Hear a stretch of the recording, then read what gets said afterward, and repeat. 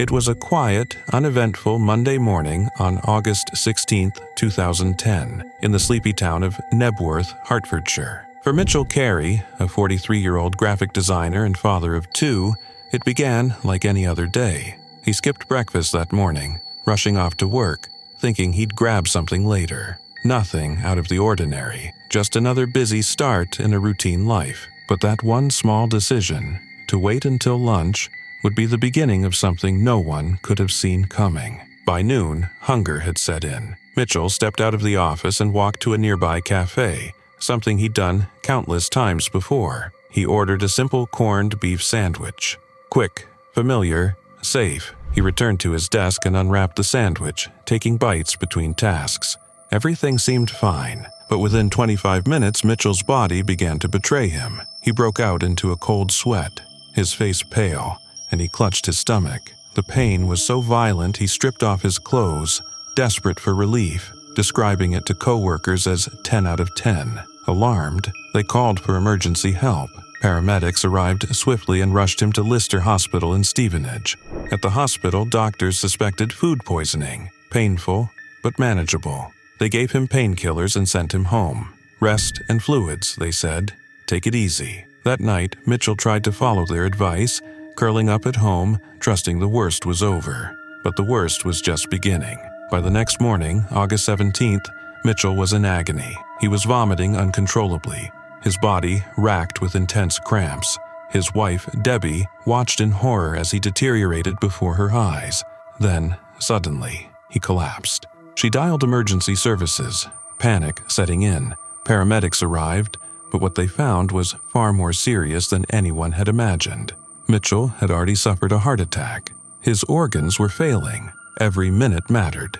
They rushed him back to the hospital, where doctors fought to keep him alive, but nothing worked. In the early hours of August 18th, surrounded by machines and desperate hands trying to save him, Mitchell slipped away. The cause? A microscopic killer. Tests revealed a rare bacterial infection, Clostridium perfringens type A, a strain so deadly, so swift, that only 7 other cases had ever been documented around the world.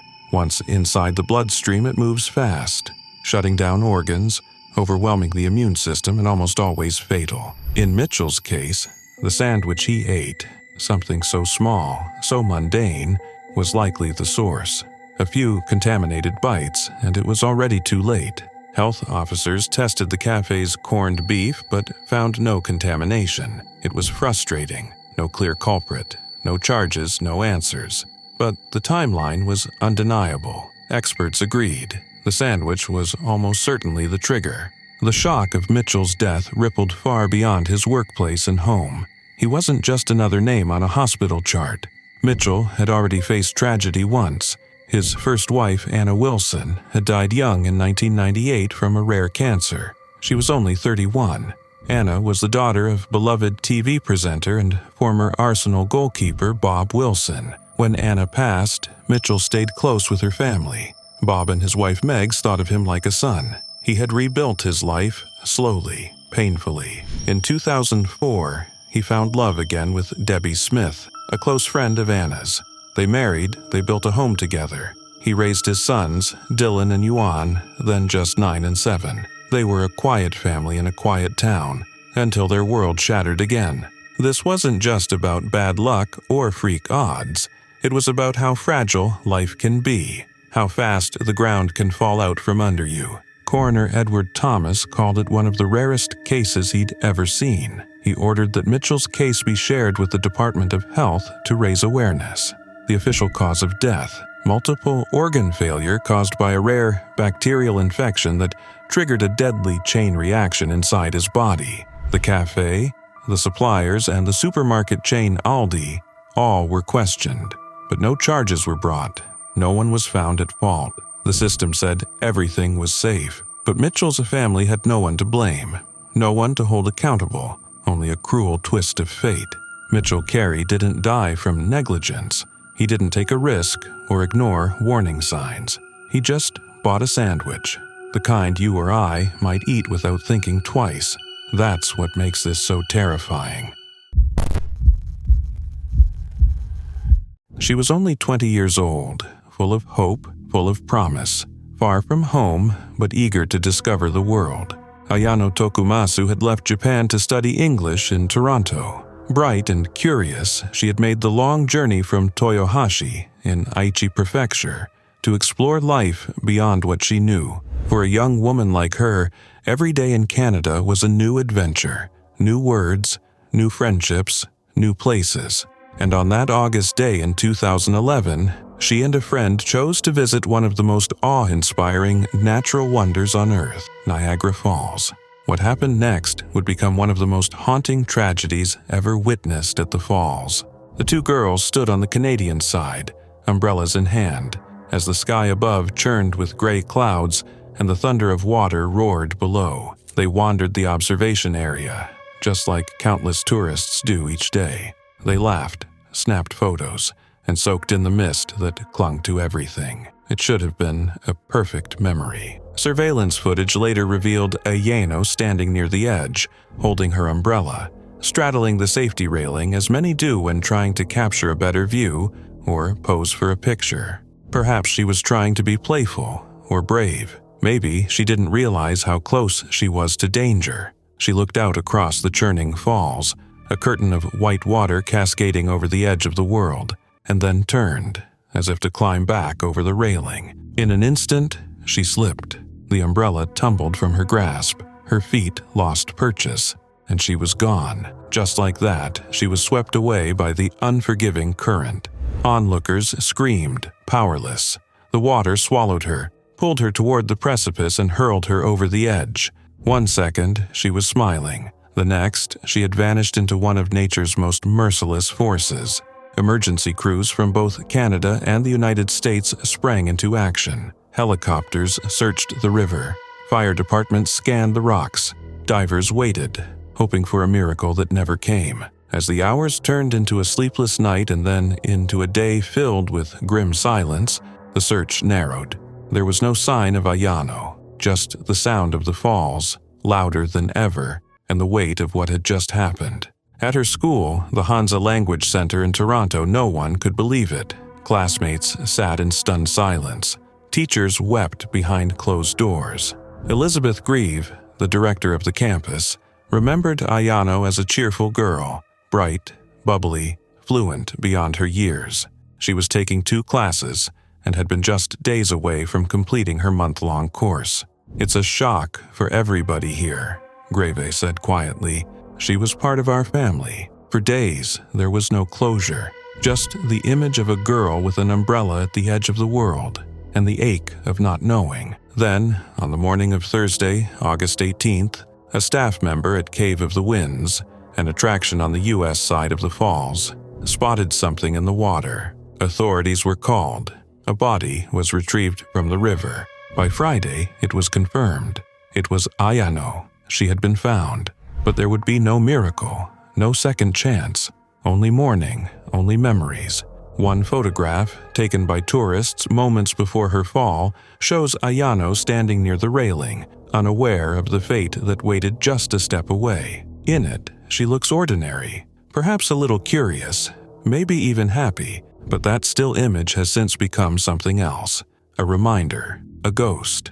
She came to Canada to learn, to grow, to live, and in the end, she taught the world something none of us can afford to forget: how fleeting life can be, how close joy and tragedy often stand, separated by nothing more than a moment or a misstep, and how sometimes, even in the safest places, the world can take someone too soon.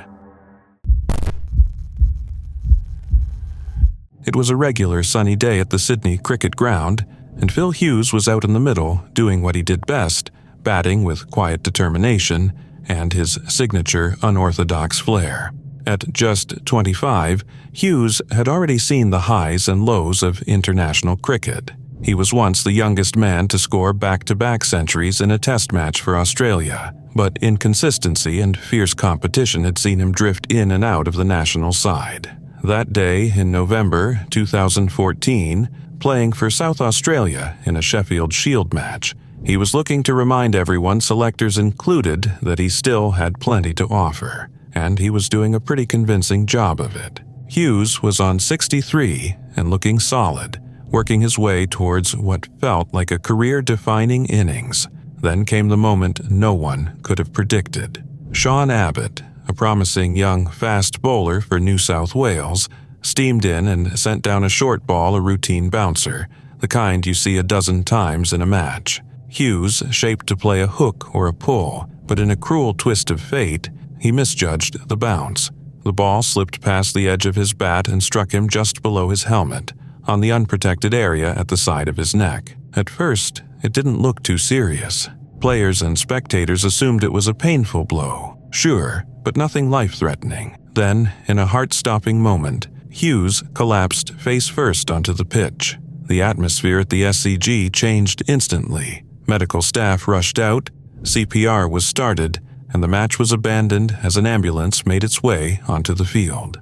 What followed was a nation holding its breath. Hughes was rushed to St. Vincent's Hospital and underwent emergency surgery. But the injury, a vertebral artery dissection leading to a brain hemorrhage, was catastrophic. 2 days later, on November 27, 2014, Phil Hughes was declared dead. He had never regained consciousness.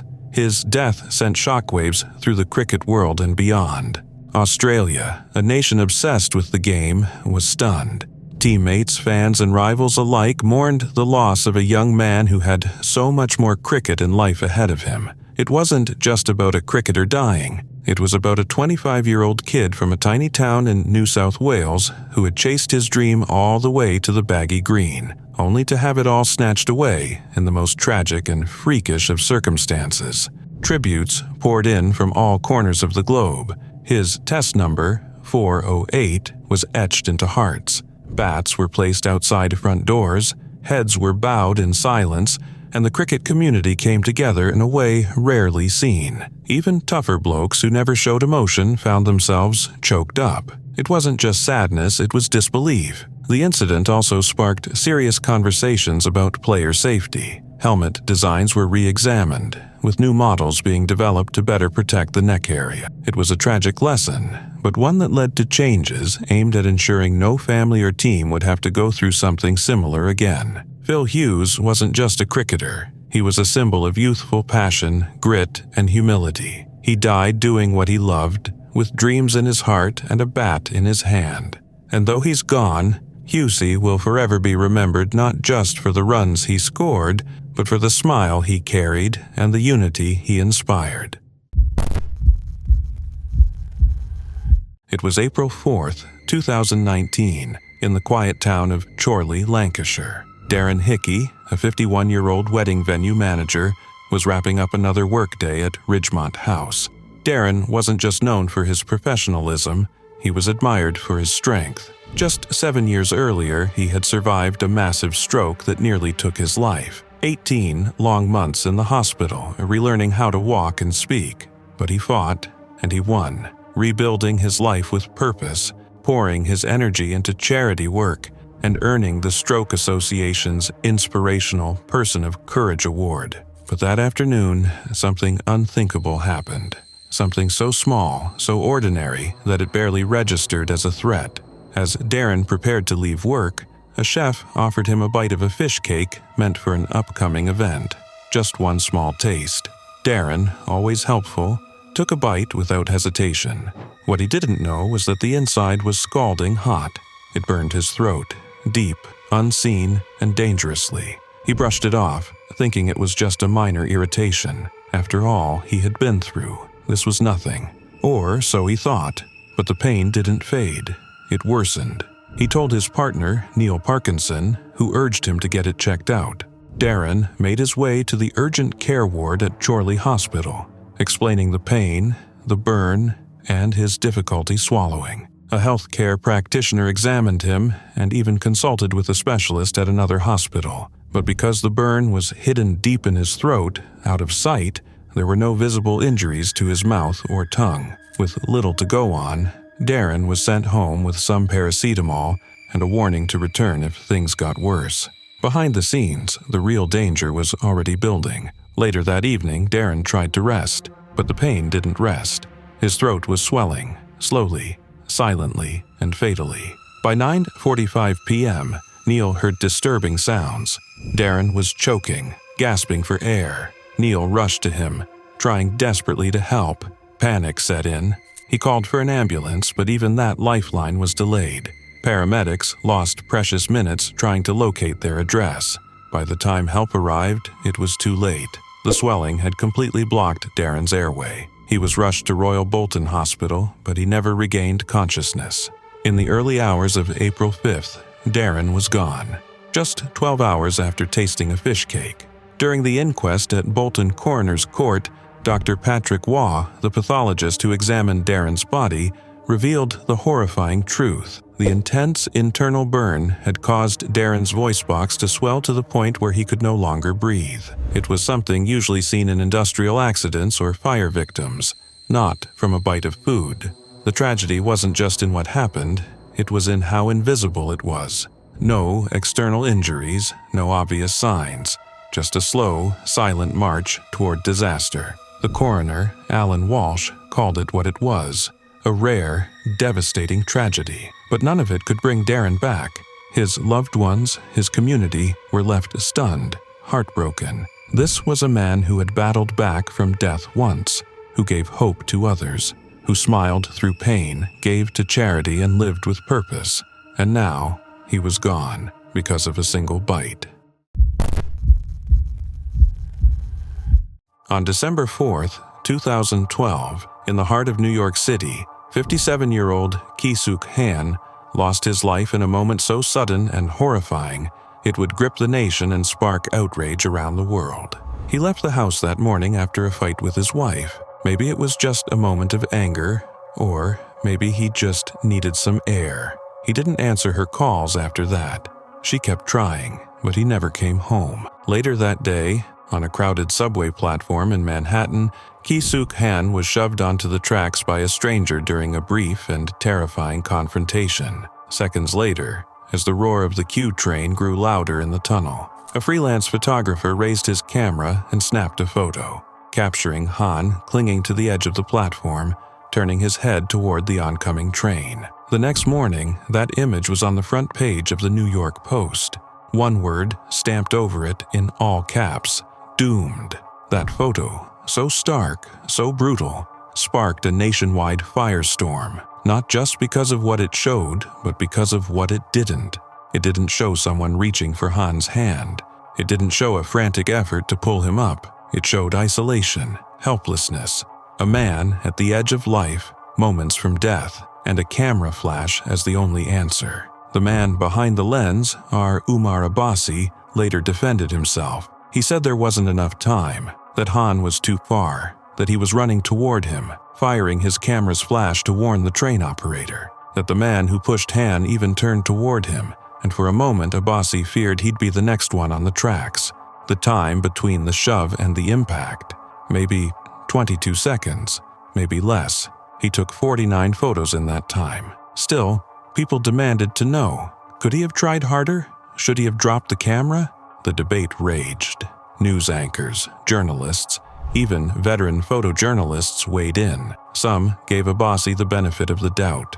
Most, though, reserved their outrage for the Post, for splashing such a horrific image across their front page, for turning a man's final moment into a headline. But what haunts people more than the ethics of the photo is what it says, not just about the photographer or the paper, but about us, about the way we consume tragedy, about who gets remembered with dignity and who becomes a spectacle. Kisuk Han was a Korean immigrant, a father, and a husband.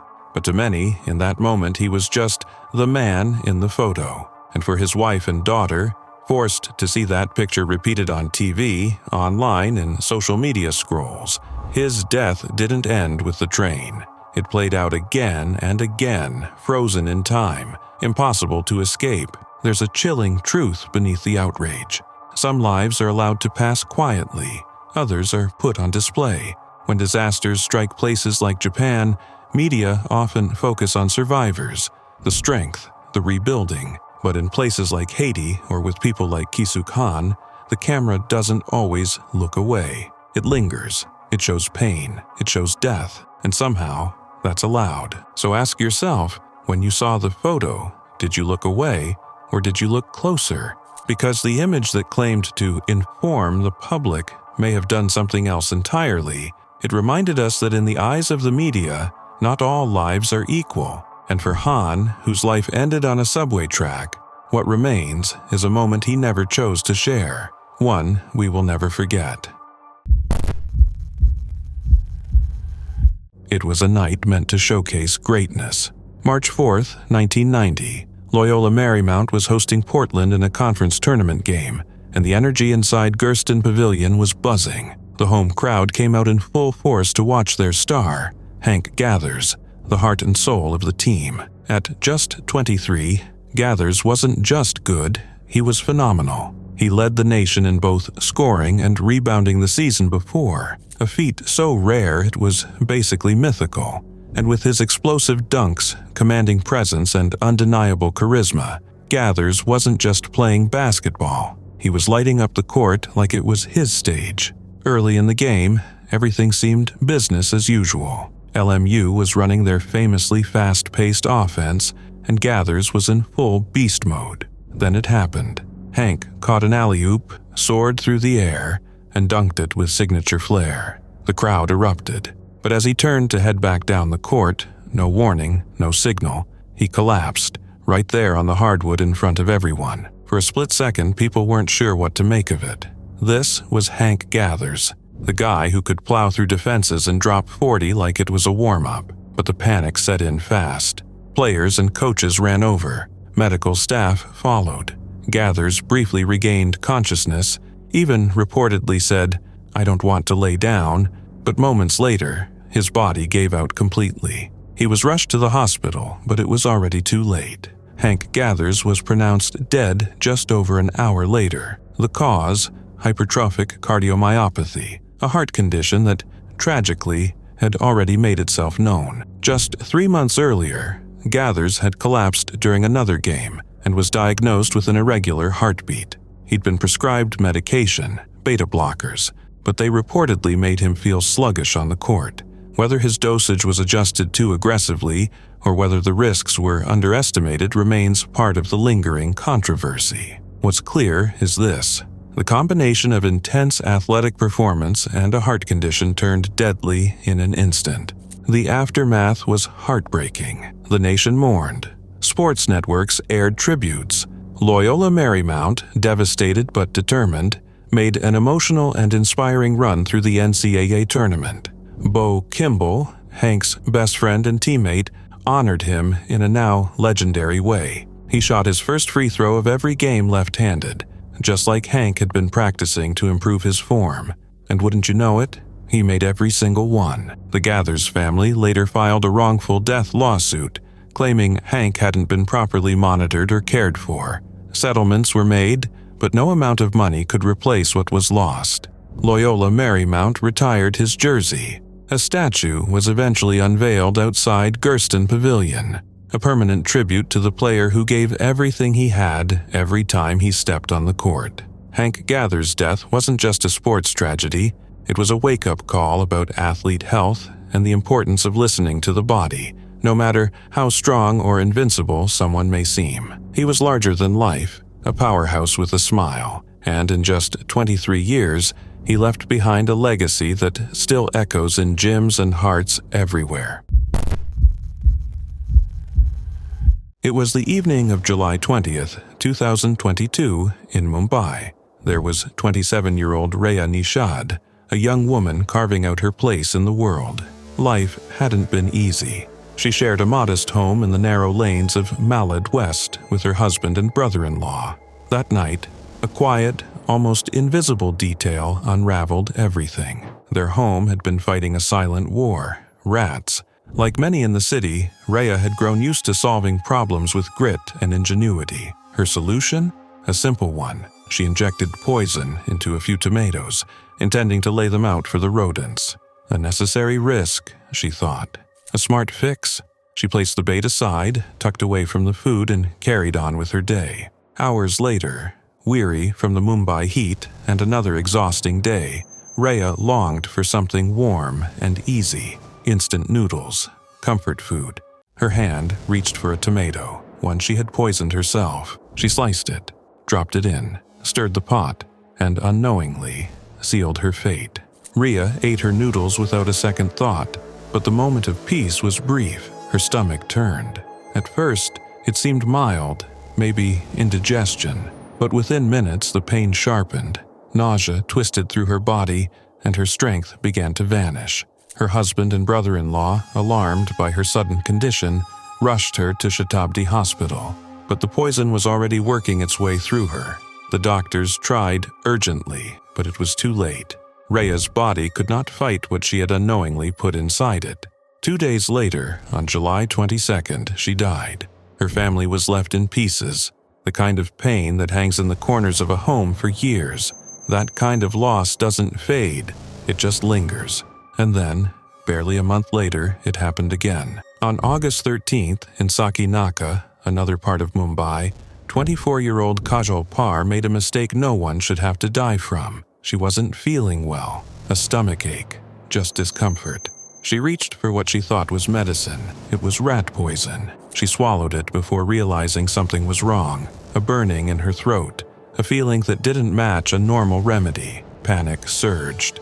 Alone and terrified, Kajol called her mother. She described the pain, begged for help. Her mother and brother raced to her. They took her to a nearby hospital, but her body was already in distress. She was transferred again, to a larger facility, then again, this time to KEM Hospital. Each time, the news got worse.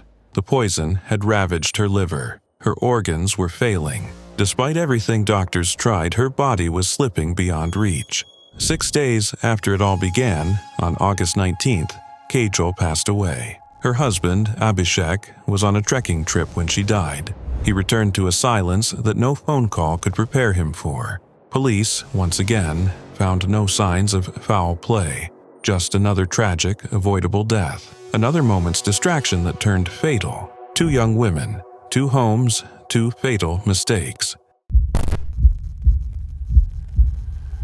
It was supposed to be the most unforgettable moment of their lives. In September 2019, Stephen Weber, a 39-year-old social worker from Baton Rouge, Louisiana, had taken his girlfriend, Kanisha Antoine, on a dream vacation to Tanzania. They were staying at the Manta Resort, in a one-of-a-kind underwater cabin anchored about 250 meters from the shore of Pemba Island, an isolated paradise floating in the Indian Ocean. But what started as a romantic escape turned into a devastating tragedy that would haunt everyone who witnessed it.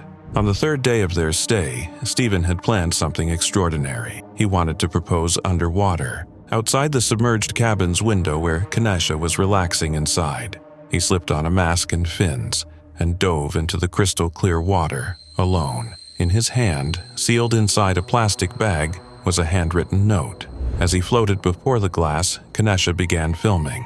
She had no idea this moment would be the last time she ever saw him alive. Stephen pressed the note against the window. The message read, "I can't hold my breath long enough to tell you everything I love about you, but everything I love more every day. Will you please be my wife?" He then flipped the note to reveal the proposal, reached into his shorts, and pulled out a ring. Smiling, full of love and anticipation, he began swimming upward.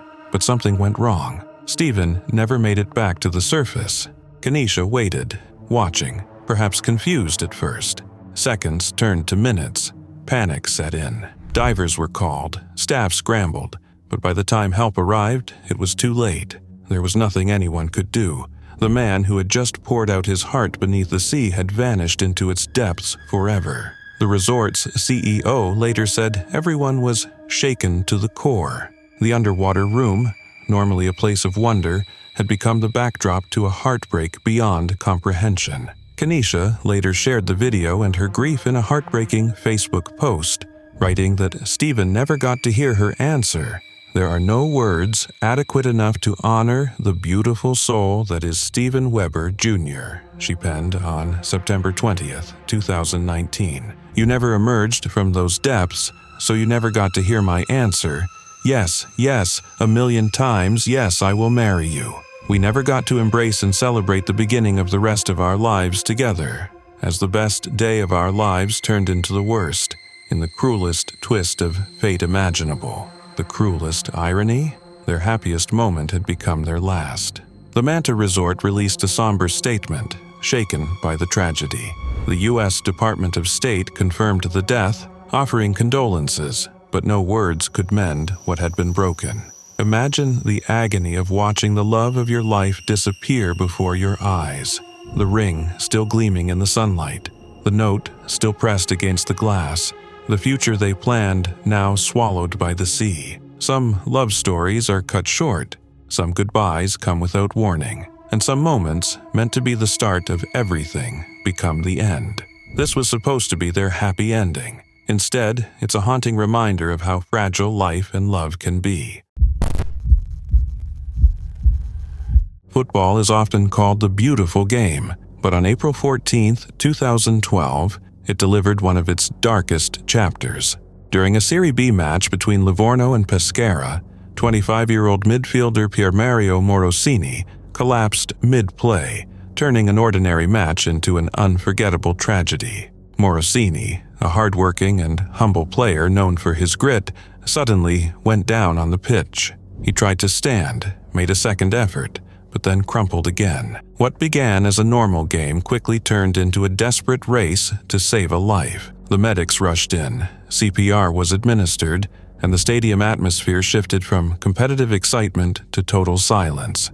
Tension hung thick in the air as thousands of spectators and players watched helplessly. An ambulance was called, but things didn't go smoothly. A police car had parked in front of the stadium entrance, blocking the way. In a moment where every second mattered, precious time was lost as someone scrambled to move the vehicle. Morosini was eventually transported to Pescara's Santo Spirito Hospital, but it was too late. The young midfielder was pronounced dead shortly after arriving. His death was attributed to a rare and undetected heart condition, a cruel twist of fate for someone in peak physical condition. No previous symptoms, no obvious warning signs, just one silent failure in the system that couldn't be undone. News of Morosini's passing spread like wildfire, and within hours, Italian football shut down. All matches were suspended that weekend in a unified gesture of mourning and respect. Fans left flowers at stadiums.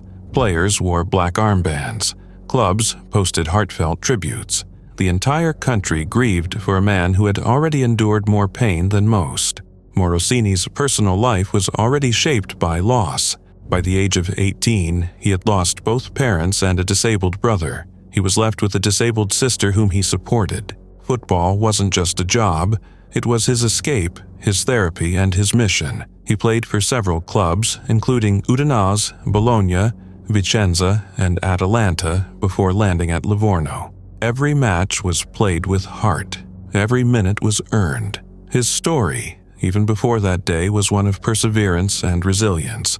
But the tragedy didn't end with his death. It sparked accountability. A formal investigation was launched into the circumstances surrounding the incident.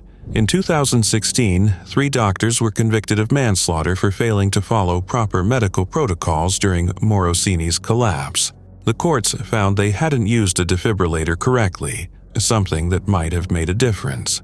The case became a powerful catalyst for reform in emergency preparedness across sports leagues in Italy and beyond. Clubs reviewed their medical procedures. Stadiums reevaluated emergency access. People started paying attention. Tributes continued long after the match was over. Atalanta named a section of their stadium the Curva Pierre Morosini. The Italian Youth League created an annual award in his name, given to the most outstanding young player. One of the most moving gestures came from fellow footballer Antonio Di Natale, who vowed to financially support Morosini's sister so she would never be left alone or in need. Pierre Morosini may not have lifted major trophies or become an international superstar, but his story left a lasting impact. His name became more than just a line on a team sheet. It became a symbol of endurance, compassion, and the need for better care behind the scenes in professional sports. Though the match ended that day in heartbreak, his legacy lives on, reminding the football world that heroes aren't always the ones who score the winning goal. They're sometimes the ones who fight battles no one sees, both on and off the pitch. It was February 25, 2010, in Invercargill. Inside a modest home, Christopher Hodgkinson stumbled upon a scene no partner should ever have to witness. Natasha Harris, the woman he had loved for 15 years, lay slumped against the bathroom wall. Her breaths were short, shallow, fading. Panic set in. He called for help, but it was too late. Natasha died that evening from cardiac arrest. She was just 30 years old. She left behind 8 young children and a partner. As the shock wore off and questions took root, what surfaced was a truth few could have imagined. Natasha wasn't battling drugs or alcohol. Her silent killer? Coca-Cola. Her addiction didn't start with tragedy. It started in her teens, one glass here, another there. But over the years, it spiraled. By the end, she was drinking up to 10 liters of Coke a day, about 18 pints. Every single day. That meant more than 11 times the recommended daily sugar intake and double the safe amount of caffeine. Her day began with Coke. It ended with Coke. Without it, she trembled, snapped at her family, and felt herself unraveling. It wasn't just a habit, it was a dependency. Her mother-in-law, Vivian Hodgkinson, watched it grow. If the fridge ran low, Natasha grew anxious. For years, she struggled with fatigue. She was constantly nauseous. Her heart raced and her muscles weakened. She vomited often, sometimes daily. Everyone assumed it was stress or unrelated illness. No one thought the soda could be the reason. But inside her body, damage was mounting. Her teeth had rotted and were eventually removed. One of her children was even born without enamel on their teeth, something doctors linked to Natasha's Coke intake during pregnancy. And then there was her liver, enlarged, filled with fatty deposits from years of sugar abuse. An autopsy revealed she suffered from hypokalemia, dangerously low potassium levels that can trigger heart failure. Her caffeine intake only made things worse, feeding an irregular heartbeat that would become fatal. On the day she died, Natasha hadn't seemed gravely ill. She felt a bit off, said as much, but not in a way that screamed emergency. Hours later, she collapsed. And when the paramedics arrived, there was nothing they could do. The inquest that followed peeled back the layers of her life and exposed the consequences of unchecked consumption. Coroner David Crerar was blunt. Without the excessive intake of Coca-Cola, Natasha's death would likely not have happened. Not the way it did, not when it did. He pointed to the metabolic chaos inside her. The caffeine, the sugar, the potassium crash. Health experts weighed in. Drinking that much fluid every day could be dangerous. Coca-Cola Oceania, for their part, expressed regret over the death, but pushed back. They claimed there was no clear proof their product caused the cardiac arrest. They said they couldn't control how much a person chose to drink. But the coroner didn't stop there. He urged Coca-Cola to put caffeine labels on their bottles. He called for warnings about excessive consumption, and he asked the New Zealand Ministry of Health to consider tighter regulations on caffeinated beverages. Would labels have made a difference? Some weren't so sure. Natasha smoked heavily. She often ignored medical advice. She was exhausted, trapped in a cycle of giving everything to her kids and saving nothing for herself. Her sister, Raylene, described the Coke as her escape. Others reached for alcohol, some used drugs. Natasha had soda, that's how she coped. She poured herself into her children, often skipping meals to make sure they were fed.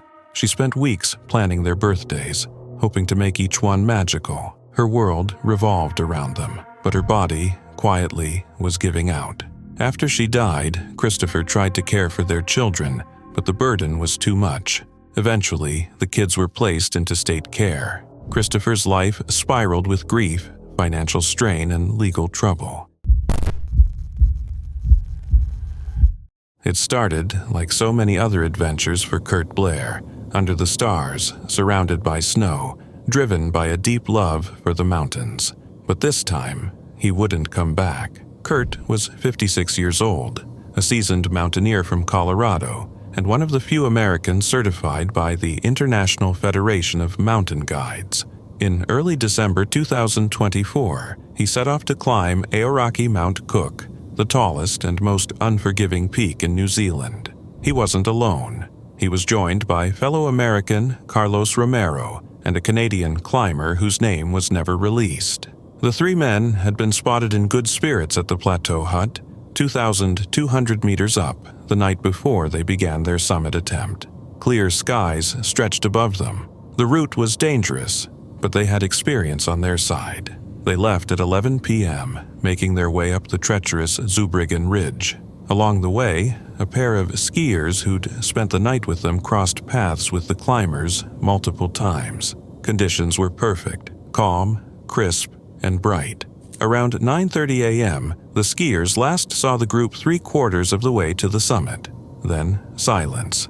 The climbers never made it to their scheduled helicopter pickup later that day. At first, Curt's sister Katrina didn't panic. Things happen in the mountains, she told herself. Her brother was careful, experienced, a trained avalanche educator. But what began as quiet confidence slowly gave way to dread. There was no emergency beacon signal, an unusual oversight for someone like Curt. No messages, no signs of life. Days passed. Then came the bitter clues. Romero's jacket was found thousands of meters below where they had last been seen.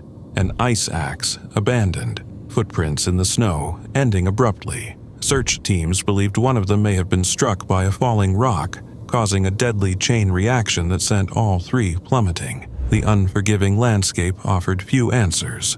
Only silence. Katrina clung to hope. Even as the winds picked up and the crevasses yawned wider beneath the ice, she couldn't shake the idea that maybe, somehow, they were still alive, trapped, waiting. But then came the dream. One morning, she awoke with her brother's favorite song, Pinball Wizard by The Who, blaring in her head, as if someone had turned it on inside her mind. That's when she knew. He's in a different dimension, she whispered. Soon after, Katrina shared the last photo Curt ever took, a haunting shot of the mountains under a star-filled sky, with a thin strip of light stretching across the icy ridgeline. It's a quiet image, but in that silence, there's a chilling finality. To those who've seen it, the photo is more than just beautiful. It's terrifying, because it feels like a goodbye. Curt Blair had lived a life most could only dream of. He was known in the climbing world not for arrogance or ego, but for kindness, precision, and love for the peaks. He died doing what he loved, somewhere high above the clouds, swallowed by the very mountains that gave his life meaning. And now, all that remains is a photo, a song, and a memory frozen in snow.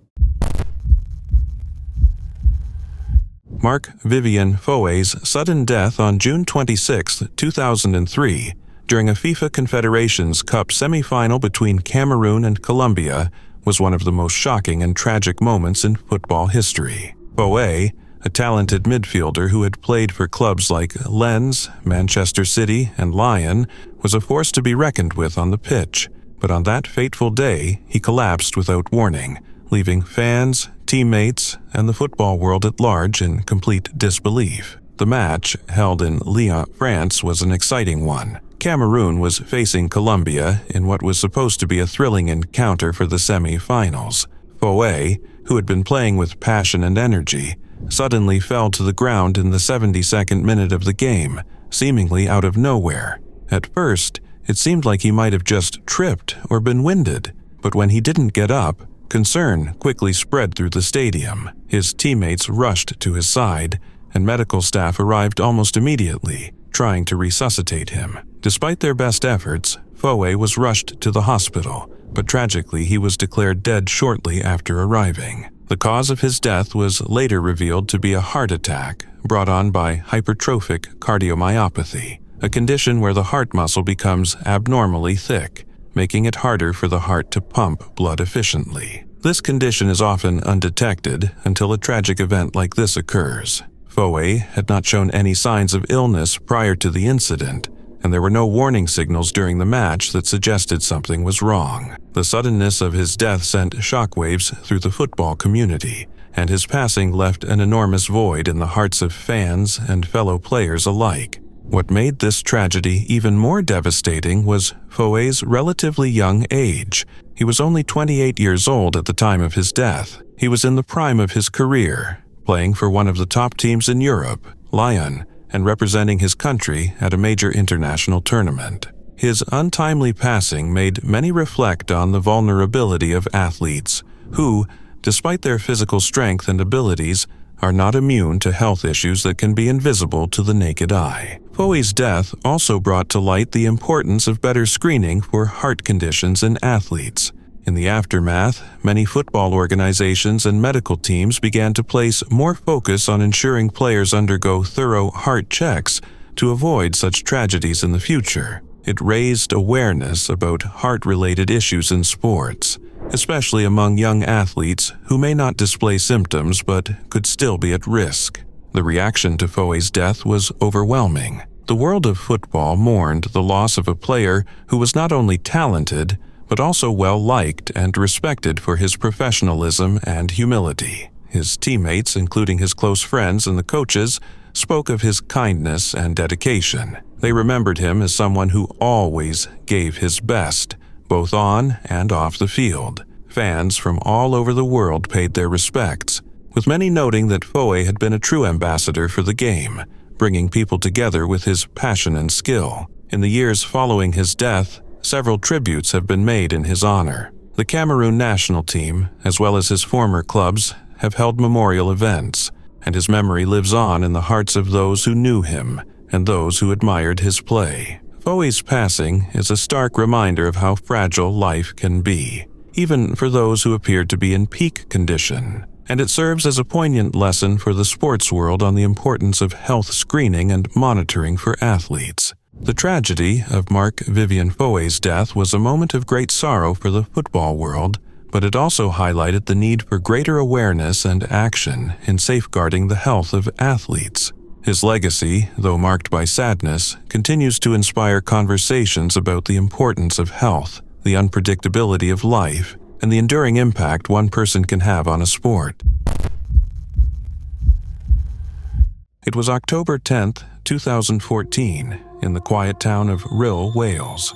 Vera Williams, a 75-year-old woman living in a peaceful home at Les Tudno, started her day like any other, with a simple breakfast. Nothing unusual, nothing out of place, just toast.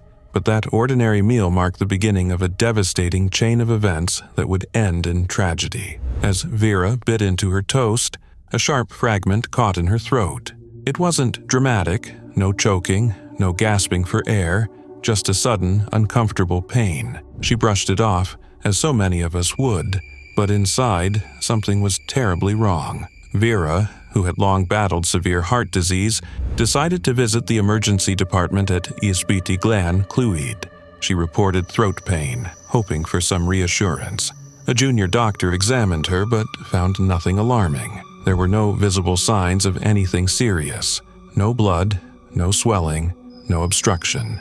So, without further tests, she was sent home. But the pain didn't go away. For nearly 2 weeks, Vera lived with that discomfort. Quietly, patiently, perhaps hoping it would pass, perhaps thinking it wasn't worth the trouble to go back. She didn't know that inside her body, a time bomb was ticking. On October 23rd, she returned to the hospital. She was seen by Dr. Eddie Adele and mentioned pain in her neck, but she didn't explain that the pain had been with her since her last visit. Without the full picture, Dr. Adele suspected a minor infection. He prescribed antibiotics and sent her home once again. By the next day, everything changed. Vera suddenly began coughing up blood. It was violent, terrifying. She was rushed to the hospital, this time in critical condition. Doctors immediately performed a CT scan, and what they found was shocking. That sharp piece of toast had torn a hole in her esophagus. The injury had gone undetected for weeks, and now it had led to a rare and deadly condition, esophageal perforation. Blood was leaking into her intestines. Her body was failing. This type of injury is incredibly rare, only about 3 cases per million people. But for Vera, it was real, and now it was too late. Surgery might have saved her, but her fragile heart made the operation far too risky. Doctors could only try to manage the damage. Despite their efforts, Vera's condition deteriorated rapidly. A few days later, she was gone. Her death sent shockwaves through the community. How could something as harmless as toast lead to this?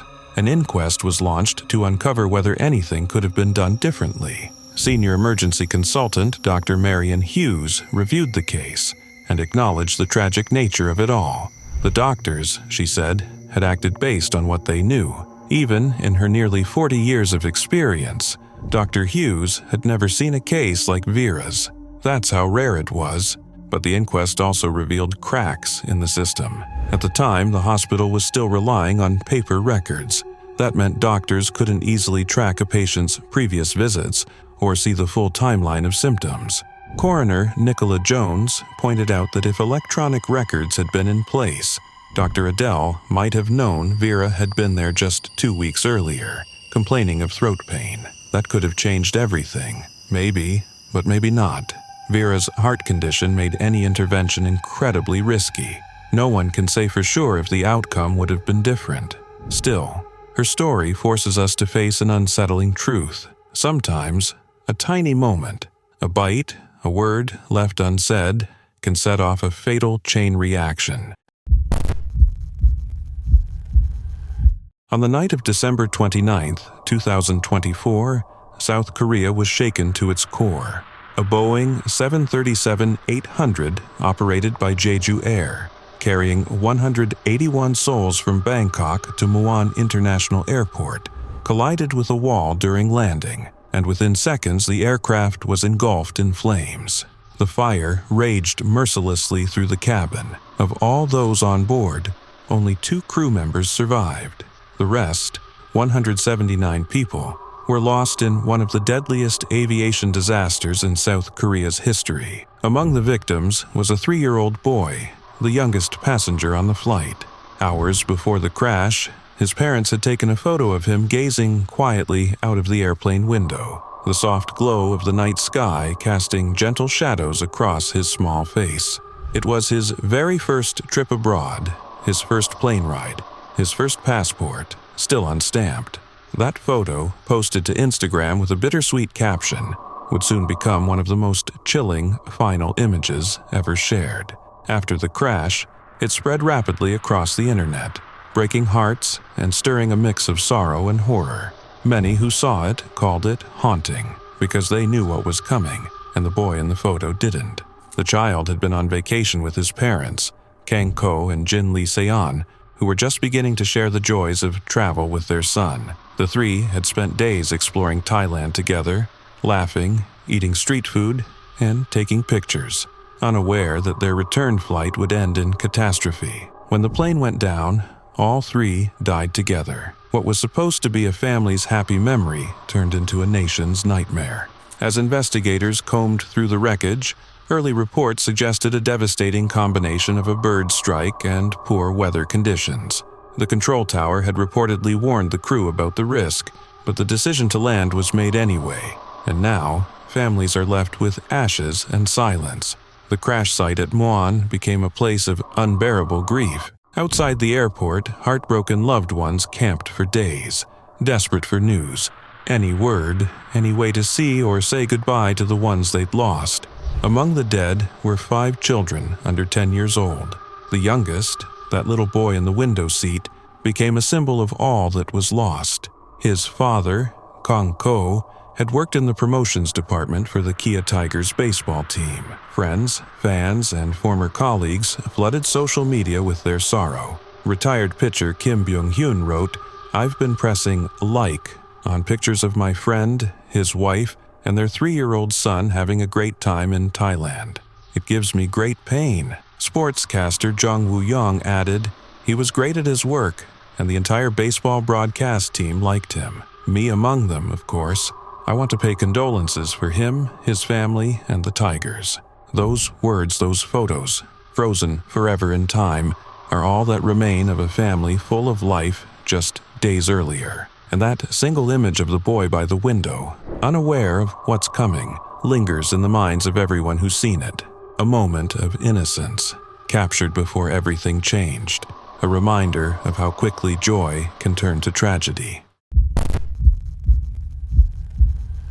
By 1994, Ayrton Senna was more than a racing driver, he was a global icon, a 3-time Formula One world champion. He was known for his blinding speed, razor-sharp focus, and an almost spiritual connection with his car. fans admired him. Rivals respected and often feared him.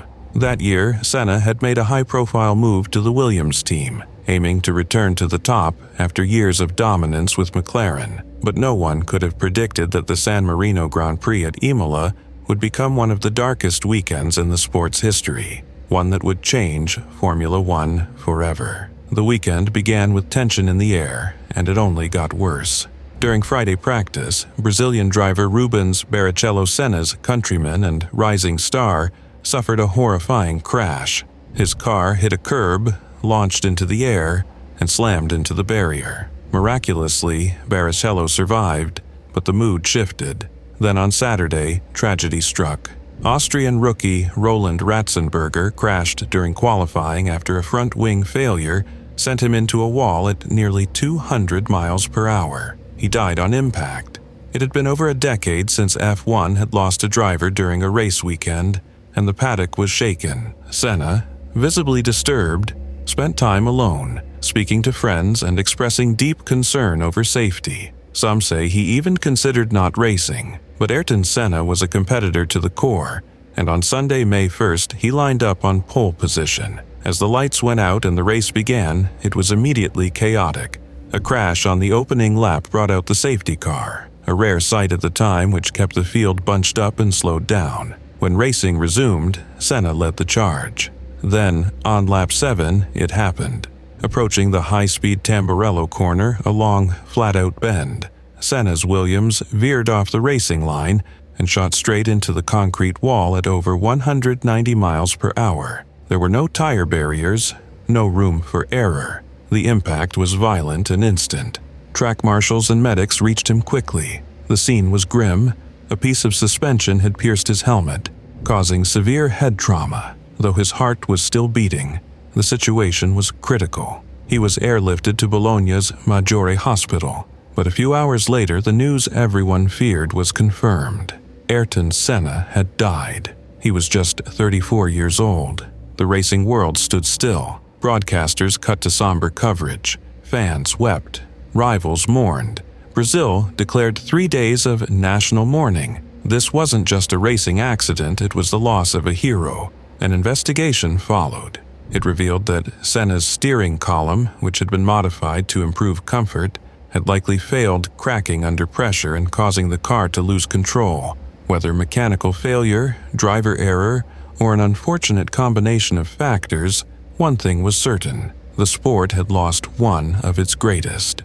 But Senna's death was not in vain. His accident became a catalyst for the most sweeping safety reforms in F1 history. Car construction was overhauled, circuits were redesigned with more runoff areas and barriers, and the FIA created new standards that prioritized driver protection above all else. The HANS device, mandatory crash tests, better helmets, all of it emerged from that dark weekend in Imola. To this day, Ayrton Senna remains a legend, not only for what he achieved, but for what his loss inspired. He was fast, fearless, and deeply human, and even in death, he helped save lives.